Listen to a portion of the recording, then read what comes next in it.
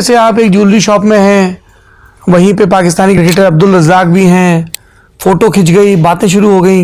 मजाक में अब्दुल रज़ाक नहीं कदी नहीं आया। कोई तो चीज बचानी है बस सुनाएंगे।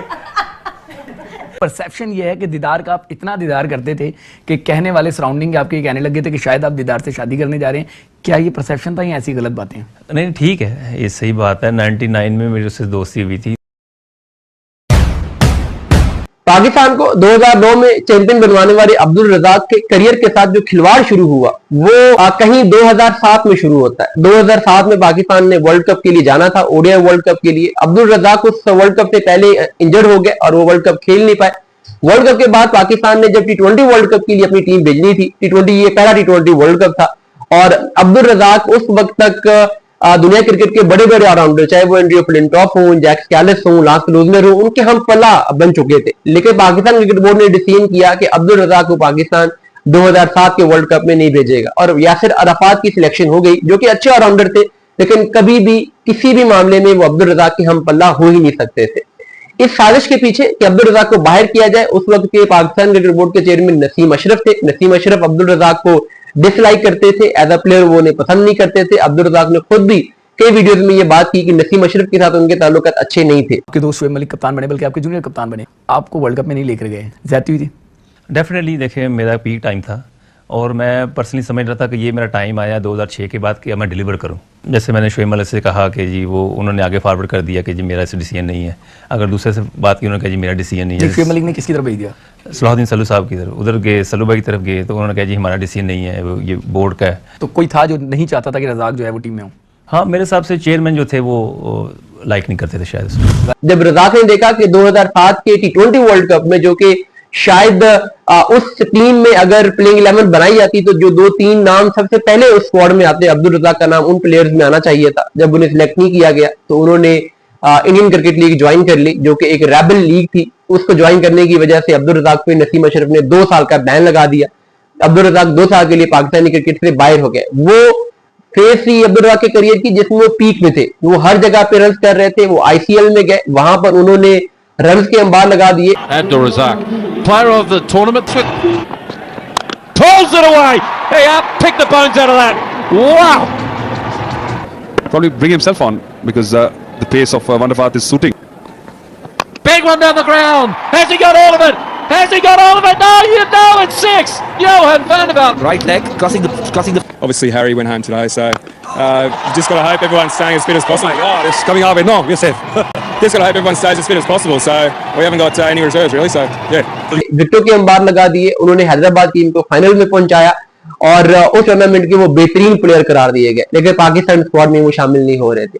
2009 में जब इजाज भट्ट पीसीबी चेयरमैन बने, तो जहां इजाज भट्ट ने पाकिस्तानी क्रिकेट के लिए बहुत खतरनाक डिसीजन किए, वहीं एक अच्छा डिसीजन ये भी किया कि उन्होंने अब्दुल रज़ाक में बैन खत्म किया और उन्होंने पाकिस्तान के वर्ल्ड कप की स्क्वाड में शामिल किया और फाइनली अब्दुल रज़ाक ने पाकिस्तान के वो वर्ल्ड कप जितवाने में इंपॉर्टेंट रोल प्ले किया। This could be wicket number 2. Mubarak goes for Biggie and it is wicket number 2. Pakistan on fire. Razak. He's got his revenge. Razak, he was down, but it's Jasuriya who is out. A 6 and a 4 to start the over for Jasuriya, but Razak has the last laugh. He has revenge. Gone straight to first slip. Misbah-ul Haq takes the catch. Now Sri Lanka in real trouble. दूसरा नाम जिसने अब्दुल रज़ाक के career को ruin करने में कोई कसर नहीं छोड़ी, वो हेड कोच वकार यूनुस थे। 2010 की जिस सीरीज का आपको मैंने वीडियो के स्टार्ट में हवाला दिया, उससे पहले 2010 में एक सीरीज पाकिस्तान और इंग्लैंड की हुई थी जिसमें स्पॉट फिक्सिंग का प्रॉब्लम भी बना था। उस स्पॉट फिक्सिंग स्कैंडल के बाद जब पाकिस्तान की ओडीआई सीरीज हुई और पाकिस्तान ने पहले दोनों ओडीआई मैचेस हारे, तो तीसरे ओडीआई मैच में अब्दुल रज़ाक को वकार यूनुस ने ऑलमोस्ट कह दिया था कि आप ये मैच नहीं खेल रहे हो। उस टाइम पर भी अब्दुल रज़ाक को शाहिद अफरीदी के इंसिस्ट करने पर स्क्वाड में शामिल किया गया और अब्दुल रज़ाक ने उस मैच में वो किया जो किसी ने सोचा भी नहीं था। उन्होंने आखिरी 10 गेंदों पर 9 चौके और 1 छक्का लगाया।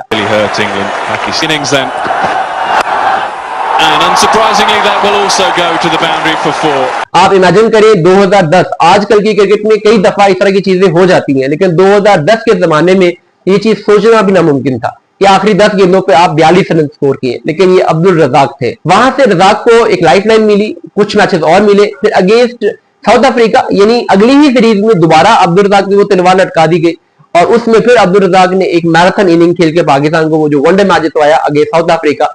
उससे वकार यूनुस आर्जी तौर पे बैकफुट पे तो चले गए, लेकिन उनकी नजरें हमेशा इस बात में थी कि कब ऐसा मौका मिले, कब अपॉर्चुनिटी मिले कि वो अब्दुल रजाक को ड्रॉप करे। 2011 के वर्ल्ड कप के बाद जब पाकिस्तान की टीम सेमीफाइनल खेल हार के आई तो उस टाइम पर शाहिद अफरीदी से कप्तानी ले ली गई और यही वो वक्त था जब वकार यूनुस को मौका मिला और उन्होंने अब्दुल रजाक को पाकिस्तान के स्क्वाड से ड्रॉप कर दिया।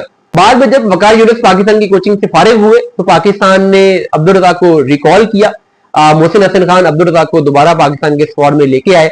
अब्दुल रजाक पाकिस्तान के लिए खेल रहे थे। 2012 का T20 world cup Mohammad Hafeez कप्तान थे और पाकिस्तान सेमीफाइनल खेल रहा था अगेंस्ट श्रीलंका और उस सेमीफाइनल से जो पिछला मैच पाकिस्तान ने खेला था उसमें अब्दुल रजाक ने बड़े हैंडी 26 रन भी स्कोर किए थे और एक विकेट भी ली थी।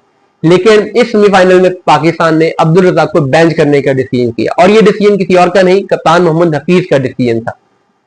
मोहम्मद हफीज इसको जैसे भी जस्टिफाई करें कि मैं एक बॉलर खिलाना चाह रहा था, उन्होंने सोहेल तनवीर को खिलाया। सोहेल तनवीर पाकिस्तान के लिए कुछ खास परफॉर्म कर नहीं सके, न बैट के साथ न बॉल के साथ, लेकिन आप कभी भी अब्दुल रजाक की जगह पर एज ऑलराउंडर सोहेल तनवीर को खिलाएं, इसकी कोई सेंस नहीं बनती। तो ये अब्दुल रजाक के करियर का ऑलमोस्ट दी एंड हो गया। ये तीन लोग जिनके बारे में मैंने बताया, इन्होंने अब्दुल रजाक के करियर के साथ खिलवाड़ जरूर किया, लेकिन अब्दुल रजाक की एक और डार्क साइड भी है और वो डार्क साइड ये है कि अब्दुल रजाक की स्टेटमेंट्स बहुत कंट्रोवर्शियल रही है।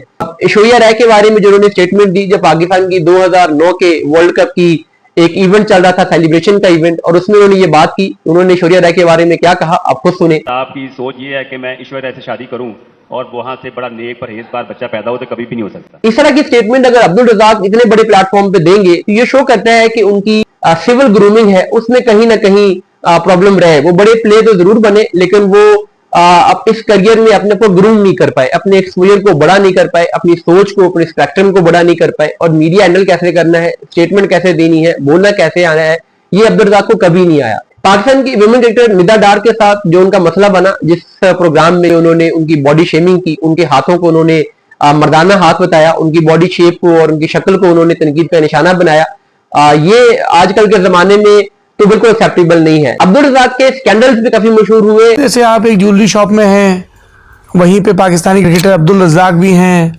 फोटो खिंच गई, बातें शुरू हो गई। मजाक मजाक में अब्दुल रजाक, ये हुआ मेरे साथ। क्या हुआ था?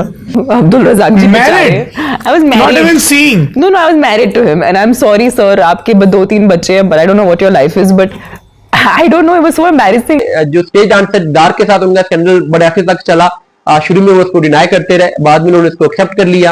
ये सही बात है, 99 में मेरी उससे दोस्ती हुई थी तो मैंने उससे कभी वादा नहीं किया था।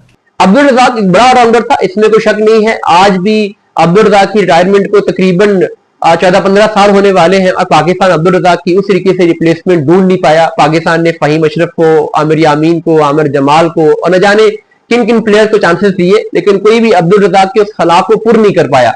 और इसमें कोई शक नहीं है कि पाकिस्तान की क्रिकेट हिस्ट्री में इमरान खान के बाद अगर कोई बेस्ट प्रॉपर ऑलराउंडर आया है तो वो अब्दुल रजाक ही थे।